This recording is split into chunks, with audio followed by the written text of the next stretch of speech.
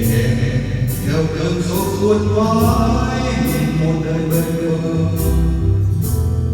trong mắt có khi ngủ sâu ngồi thương nhớ tìm đâu thấy ước mơ chân thật để em giữ cho lòng người ra đi đó biết trong đời này còn lại em thương nhớ với năm tháng chưa người về em sẽ mang giấc mơ về vào quên lãng kỷ niệm mấy mươi trong lòng nghìn thu hoa phai mờ người yêu ơi tình là giấc mơ giá tình